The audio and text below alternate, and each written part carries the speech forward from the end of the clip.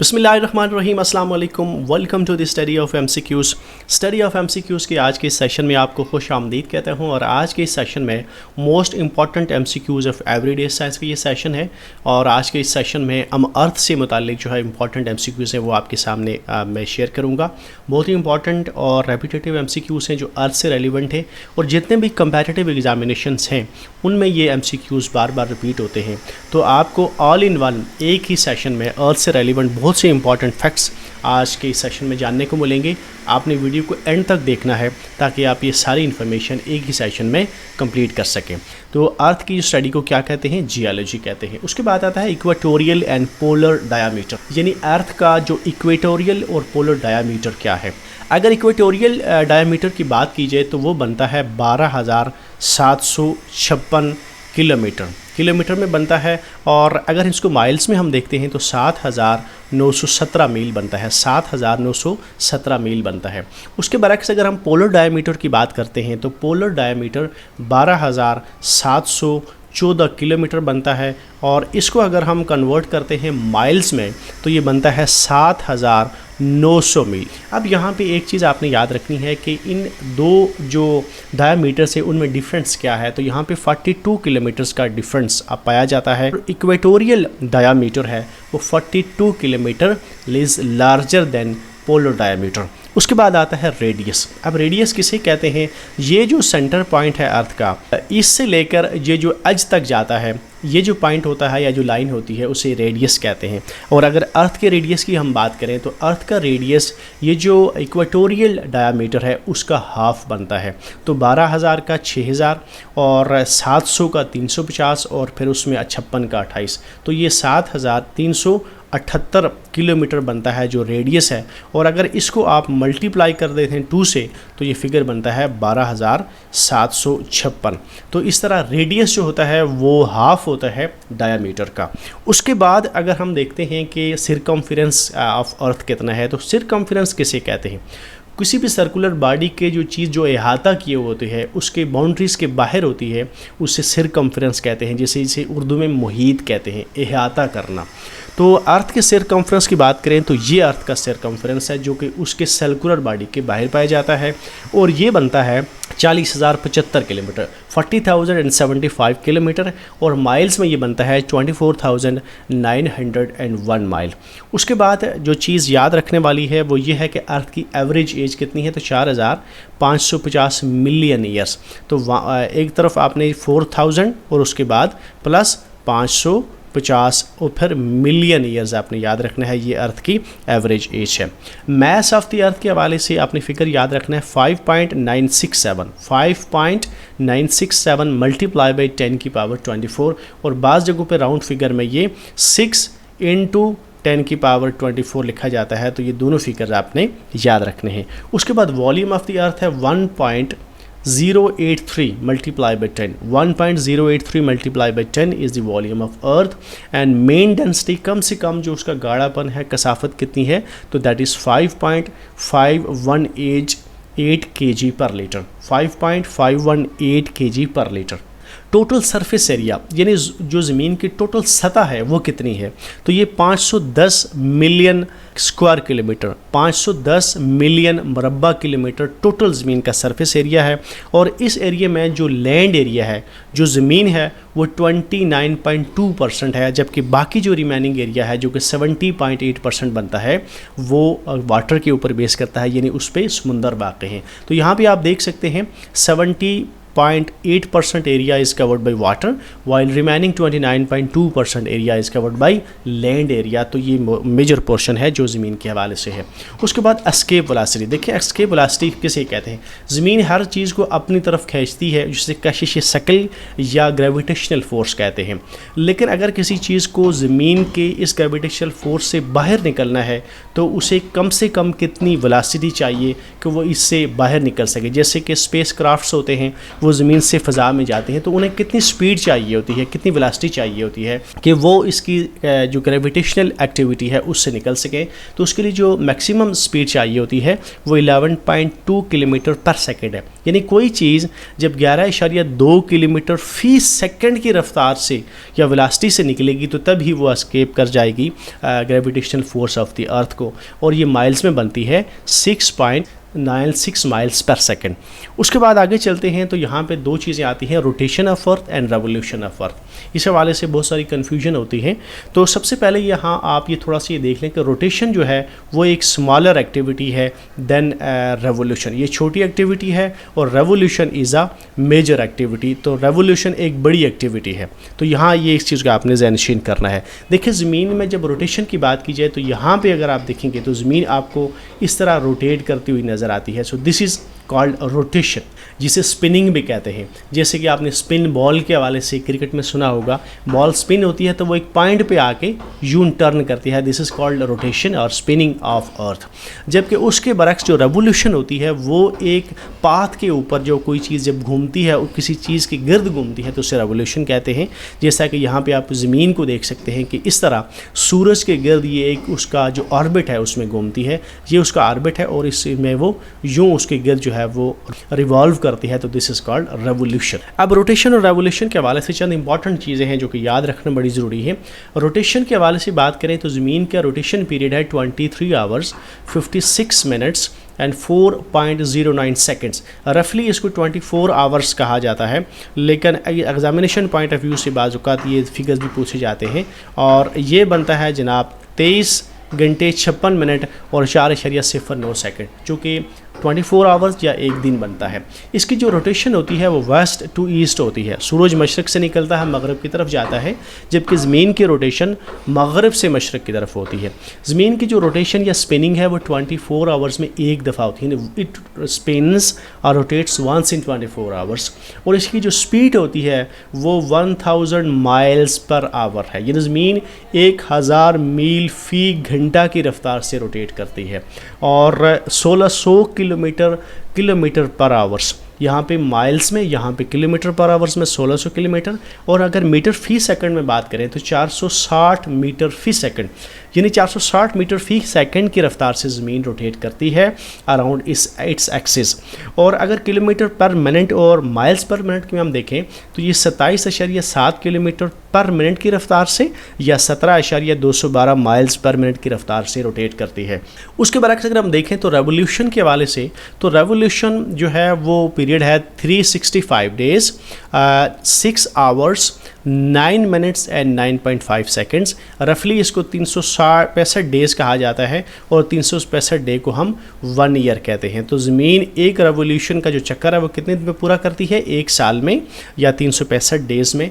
और 365 days 6 hours 9 minutes and 9.5 seconds का ये पीरियड बनता है।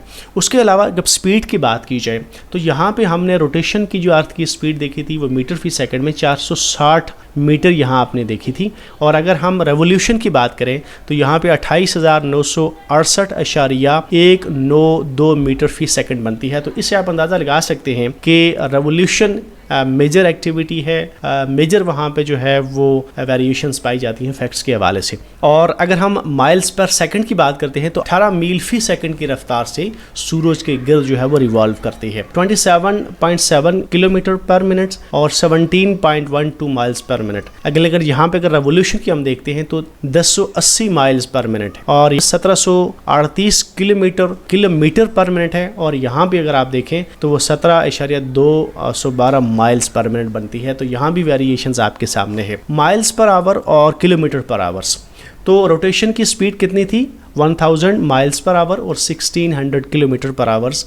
और यहाँ पे हम रेवोल्यूशन की स्पीड देखते हैं तो यहाँ पे 6600 माइल्स पर आवर और 10,621.67 किलोमीटर पर आवर्स बनती है। तो ये आप देख सकते हैं कि मेजर वेरिएशंस हैं और मेजर डिफरेंसेस हैं जो कि रोटेशन और रेवोल्यूशन के हवाले से हैं। उसके बाद ये जानना ज़रूरी है कि रोटेशन और रेवोल्यूशन से क्या चेंजेस आती हैं। देखें जो रोटेशन होती है वो 24 आवर्स में या एक दिन में कंप्लीट होती है और इसमें क्या होता है, major days and nights formation formation होती है, दिन और रात बनते हैं रोटेशन से। जब ज़मीन अपने एक्सेस के गिर्द रोटेट करती है तो उससे दिन और रात बनते हैं। जबकि रोटेशन की हम बात करते हैं तो ये 365 डेज़ या 1 ईयर में कंप्लीट होती है और इससे सीजनल वेरिएशंस होती है, मुख्तलिफ सीजन्स बनते हैं जैसे spring, summer, fall and winter. तो ये जितनी सीजनल वेरिएशंस है ये रेवोल्यूशन ऑफ अर्थ की वजह से होती हैं अराउंड द सन। उसके बाद हाईएस्ट पॉइंट की बात करते हैं तो ज़मीन पर हाईएस्ट पॉइंट है माउंट एवरेस्ट, जो कि नेपाल में पाई जाती है और इसकी हाइट है 8,852 मीटर और इसकी फ़िट में बनती है 29,041 फिट। तो ये दोनों फिगर्स आपने याद रखने हैं। लोएस्ट पॉइंट की बात कीजिए तो डेड सी है और इसकी जो डेप्थ है वो 396 मीटर है, 396 मीटर। और इसकी लोकेशन आप ये यहाँ देख लें तो ये डेड सी है और इसकी लोकेशन बनती है जॉर्डन और इज़राइल के बीच में। तो जॉर्डन और इज़राइल के बीच में यहाँ पे डेड सी पाया जाता है। उसके बाद आता है डीपेस्ट ओशनिक पॉइंट, यानी ज़मीन के ऊपर जो ओशंस का सबसे डीपेस्ट पॉइंट कौन सा है तो मैरियाना ट्रेंच। इसकी लेंथ है 2550 किलोमीटर या 1580 मील और इसकी विड्थ है 69 किलोमीटर और 43 मील। और अगर हम इसकी डेप्थ की बात करें 10,984 मीटर या 36,037 फिट बनती है, लेकिन इसकी जो डेप्थ की वेरिएशन है बाज़ जगहों पे 11,034 मीटर और 36,201 फीट बनती है। तो ये दोनों फिगर आपने याद रखने हैं। अब इसकी लोकेशन कहाँ पे है तो यहाँ पे ये पैसिफिक ओशन का एरिया है, पैसिफिक ओशन है और यहाँ पे ये पाई जाती है मैरियाना ट्रेंच का एरिया है जहाँ पे ये चैलेंजर डीप और मैरियाना ट्रेंच है। ये यूएस की मलकियत में है, ये आपको पता होनी चाहिए। और इसके सराउंडिंग में कौन से जो है वो मालिक हैं, यहाँ पे आप देखें तो जापान है, इस साइड पे आपको ताइवान नज़र आता है, यहाँ पे फिलिपाइन है और इंडोनेशिया भी यहाँ पे लगता है और यहाँ पे पपुआ न्यू गिनी है। तो these are the countries around the Mariana Trench. Maximum and minimum distance from sun, जिन ज़मीन का सूरज से कम और ज़्यादा से ज़्यादा फासला कितना होता है। देखिए ज़मीन एक ऑर्बिट में रोटेट करती है, ये आपको ऑर्बिट नज़र आता है जिसमें ज़मीन सूरज के गिर्द जो है वो रिवॉल्व कर रही है।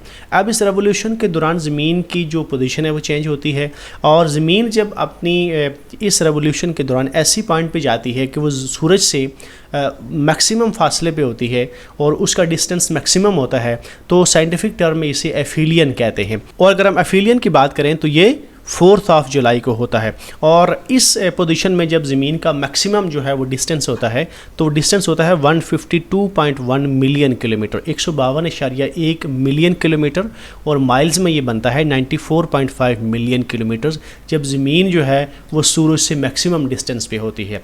उसके बरक्स दूसरी कंडीशन ऐसी होती है जब ज़मीन सूरज से कम फासले पे होती है और इस कंडीशन को कहते हैं साइंटिफिक टर्म में पेरीहेलियन। और पेरीहेलियन का वाक़या रुनमा होता है 3 जनवरी को, यानी 3 जनवरी को ज़मीन जो है वो सूरज से कम फासले पे होती है और उस वक्त उसका जो फासला होता है वो 147.1 मिलियन किलोमीटर और माइल्स में 91.4 मिलियन किलोमीटर्स होता है। तो यहाँ पे अगर आप डिस्टेंस और डिफरेंस देखें इन दोनों में तो तकरीबन 5 मिलियन जो है 5 मिलियन किलोमीटर और यहाँ पे अगर आप देखते हैं तो यहाँ पे तकरीबन 3 मिलियन माइल्स का डिफरेंस बनता है जो कि एफिलियन और पेरीहेलियन के बीच में होता है। अब देखते हैं कि इसको याद कैसे करना है। देखें एफिलियन जो है वो ए से स्टार्ट होता है और ए से आपने याद रखना है अवे फ्रॉम सन। जब ज़मीन जो है वो सूरज से अवे होती है, सबसे ज़्यादा दूर होती है, तो उस कैफियत को एफिलियन कहते हैं। तो ये ज़मीन का मैक्सिमम डिस्टेंस होता है। जबकि दूसरी कंडीशन होती है पेरीहेलियन। तो पेरीहेलियन को आप पी से स्टार्ट होती है और पी से आपने याद रखना है कहते हैं प्रिटी। पी से आपने प्रिटी भी याद रखना है और प्री से प्रीशियस याद रखना है। तो जो प्रिटी और प्रीशियस चीज़ें होती हैं वो हमेशा बंदे के करीब होती हैं और हमेशा बंदा उनको अपने नज़दीक रखना चाहता है। तो इस तरह पेरीहेलियन कंडीशन है, इसमें भी ज़मीन सूरज से जो है वो नज़दीक होती है। तो इस तरह आप इन दोनों टर्म्स को याद कर सकते हैं। डेट इंपॉर्टेंट है 3 जनवरी, ये पेरीहेलियन के हवाले से आपने याद रखनी है एंड 4 जुलाई ये एफिलियन के हवाले से आपने याद रखनी है जो कि मैक्सिमम और minimum distance of sun from sun के हवाले से याद करते हैं। उसके बाद आता है इक्विनॉक्स एंड सोलिस्टाइस। इक्विनॉक्स एंड सोलिस्टाइस के हवाले से आपने जो चीज़ें याद रखनी है जो इम्पॉर्टेंट है वो ये है कि सबसे पहले कहते हैं इक्विनॉक्स किसे कहते हैं। देखें इक्विनॉक्स का मतलब क्या होता है। इक्विनॉक्स का मतलब होता है equal duration of days and nights, यानी ज़मीन की ऐसी पोजीशन जब ज़मीन पे दिन और रात का दौरानिया एक जैसा होता है, बराबर होता है, तो ऐसी कैफियत को इक्विनॉक्स कहते हैं। और दूसरा होता है सोलिस्टाइस, और सोलिस्टाइस डायरेक्ट इसके अपोजिट है और इसका मतलब होता है अनइक्वल ड्यूरेशन ऑफ डे। ज़मीन के ऊपर ऐसे इवेंट और ऐसे टाइम आता है जब दिन का दौरानिया जो है वो अनइक्वल होता है, बराबर नहीं होता है, तो इसको सोलिस्टाइस कहते हैं। अब इक्विनॉक्स कब होता है। देखिए इक्विनॉक्स साल में 2 दफ़ा होता है, 2 महीनों में होता है। एक मार्च के महीने में होता है और उसके बाद एग्जैक्ट 6 महीने के बाद सितंबर में होता है। तो देयर आर 2 इक्विनॉक्स, 2 डेज या 2 इवेंट्स इन द ईयर होते हैं। तो मार्च में जो है वो 20, 21, 22, 23 मार्च को ये इक्विनॉक्स होता है और दूसरा 23, 22 सितंबर को इक्विनॉक्स होता है। तो साल में ये 2 पोजीशंस ऐसी होती हैं, ये इवेंट्स ऐसे आते हैं, ऐसा टाइम होता है जब डेज और नाइट्स इक्वल होते हैं, इस हवाले से इसको इक्विनॉक्स कहते हैं। अब यहाँ भी जानना ज़रूरी है कि इक्विनॉक्स कैसे होता है। देखिए ये 2 इक्विनॉक्स की कंडीशन आपके सामने है, यहाँ पे इस पिक्चर में आप देख सकते हैं। यहाँ पे ये नॉर्थ पोल और साउथ पोल है और यहाँ पे इक्वेटर है, और यहाँ पे आप देखें तो ये स्प्रिंग का इक्विनॉक्स है, यहाँ पे भी आप एक देख सकते हैं, और ये स्प्रिंग इक्विनॉक्स है। देखें अगर आपको मार्च के इक्विनॉक्स की बात करते हैं तो जो इक्विनॉक्स में जो सूरज होता है वो बिल्कुल इक्वेटर के ऊपर होता है, यानी सेंटर ऑफ द अर्थ होता है, यहाँ पे होता है। जब सूरज यहाँ पे होता है इक्वेटर के ऊपर, तो उसकी जो रेस हैं वो नॉर्थ और साउथ रीजन जो है उसके ऊपर इक्वली पड़ती हैं, यहाँ पे भी और यहाँ पे भी। आप देखें सितंबर 21 मार्च को और फिर 21, 22, 23 सितंबर को सूरज की शुआएं जो होती हैं वो इक्वली पड़ती हैं नॉर्दर्न हेमिस्फीयर पे और सौदर्न हेमिस्फीयर पे, लिहाजा दिन और रात का दौरानिया बराबर होता है। इक्विनॉक्स के हवाले से दूसरा आपने ये चीज़ याद रखनी है कि इससे सीजनल वेरिएशंस भी होती हैं। यहाँ पे सूरज की डायरेक्ट शुआएं नहीं पड़ती, यहाँ सर्दियाँ होती हैं, और ये वाला जो रीजन होता है यहाँ पे गर्मियाँ होती हैं, यानी यहाँ पे गर्मियों का एंड हो रहा होता है और यहाँ पे सर्दियों का एंड हो रहा होता है। और सर्दियों के एंड में अब हम मार्च में देखें तो जो सीज़न नॉर्दर्न हेमिस्फीयर में होता है वो कौन सा होता है, it marks the start of spring. तो 21 मार्च को जो नॉर्दर्न हेमिस्फीयर है वहाँ पे बहार का आगाज़ होता है, बहार की आमद होती है। और उसी समय अगर हम बात करते हैं सौदर्न हेमिस्फीयर की, तो यहाँ पे गर्मियों का सीज़न होता है और सर्दियों की आमद होती है, तो लिहाजा यहाँ पे ऑटम आपको नज़र आता है। इसी तरह अगर हम सितंबर के इक्विनॉक्स को देखें तो यहाँ पे सूरज की शुआएं जो है वो डायरेक्ट नॉर्दर्न जो आपका ए पार्ट है उसमें पड़ रही हैं, जो सौदर्न पार्ट है वहाँ पे सूरज की शुआएं डायरेक्ट नहीं पड़ रही है। तो इसका मतलब है यहाँ गर्मियाँ हैं और सर्दियों की आमद है, और सर्दियों की आमद में क्या होता है, यहाँ पे आपको ऑटम नज़र आएगा। और यहाँ पे जो सौदर्न हेमिस्फीयर है ये वाला रीजन, तो यहाँ पे सर्दियाँ हैं, तो यहाँ पे अभी गर्मियाँ आनी, यानी यहाँ पे गर्मियों की आमद से पहले स्प्रिंग आती है। तो यहाँ आपने एक चीज़ याद रखनी है कि जो नॉर्दर्न और सौदर्न हेमिस्फीयर है वहाँ पे जो वेदर कंडीशंस होती हैं वो एक दूसरे से अपोजिट होती हैं, यानी अगर नॉर्दर्न हेमिस्फीयर में यहाँ पे आपको स्प्रिंग नज़र आती है तो उसी वक्त में सौदर्न हेमिस्फीयर में ऑटम होगा। और यहाँ पे अगर सितंबर में आप देखें तो अगर नॉर्दर्न हेमिस्फीयर में आपको ऑटम नज़र आता है तो उसी महीने में या उसी ड्यूरेशन के दौरान अगर आप सौदर्न हेमिस्फीयर में देखें तो बहार होगी। तो ये एक दूसरे के साथ रिवर्स होती है, अपोजिट होती है। इसके बाद हम देखते हैं सोलिस्टाइस क्या होता है। देखें जिस तरह इक्विनॉक्स भी साल में 2 दफ़ा होता है, मार्च में और सितंबर में, इसी तरह सोलिस्टाइस भी साल में 2 दफ़ा होता है। एक को कहते हैं समर सोलिस्टाइस जो कि 21 जून को होता है नॉर्दर्न हेमिस्फीयर में, और दूसरा होता है विंटर सोलिस्टाइस जो कि 22 दिसंबर को होता है नॉर्दर्न हेमिस्फीयर में। अब ये नॉर्दर्न हेमिस्फीयर में और सदर्न हेमिस्फीयर में जो सोलिस्टाइस होता है ये क्यों होता है, आपने एक चीज़ याद रखनी है कि इक्विनॉक्स में जो सूरज की पोजीशन होती है वो डायरेक्ट ओवरहेड होती है इक्वेटर के ऊपर, जबकि सोलिस्टाइस होता है उसमें जो सूरज की पोजीशन होती है वो डिफरेंट होती है, वो ट्रॉपिक ऑफ कैंसर और ट्रॉपिक ऑफ कैप्रिकॉर्न के ऊपर होती है। लिहाजा जो सूरज की रेस है वो इक्वली नहीं पड़ती ज़मीन के मुख्तलिफ हिस्सों के ऊपर, और इस हवाले से मुख्तलिफ ज़मीन के जो मुख्तलिफ हिस्से होते हैं वहाँ पे डेज एंड नाइट्स का दौरानिया में वेरिएशंस होती हैं। दूसरी बात आपने याद रखनी है, ज़मीन जो है वो अपने एक्सेस के गिर्द जब रोटेट करती है या टिल्ट करती है तो उससे जो आपके नॉर्थ और साउथ पोल है ये भी टिल्ट करते हैं, इनमें भी मूवमेंट आती है, और ये मूवमेंट जो होती है ये 23.4 डिग्री होती है। तो तो वो हिस्सा नॉर्थ पोल का या साउथ पोल का जो कि सूरज के सामने होता है वहाँ पे सन रेज़ ज़्यादा आती हैं, लिहाजा वहाँ पे ड्यूरेशन दिन की और वो हिस्सा जो उसके पीछे होता है वहाँ पे मुख्तलिफ होती है। अगर यहाँ पे हम देख लें समर सोलिस्टाइज में अगर आप देखें तो आप नॉर्थ पोल और साउथ पोल की डायरेक्शन ये बनती है। यहाँ भी आप देखें तो ये आपका इक्वेटर आता है और आप यहाँ भी आपको यहाँ पे वेरिएशन दिखें, यहाँ पे भी आपको नज़र आ रही है ये एरिया भी और यहाँ भी। अगर इस सब एरिया को आप यहाँ से डिवाइड करना चाहें तो आपको अनइक्वलिटीज़ नज़र आती हैं। तो इसका मतलब ये हुआ कि डेज़ एंड नाइट्स में अनइक्वल है, यानी कहीं लॉन्गर डेज़ हैं तो कहीं शॉर्टर डेज़ हैं। तो ये साल में 2 दफ़ा होता है।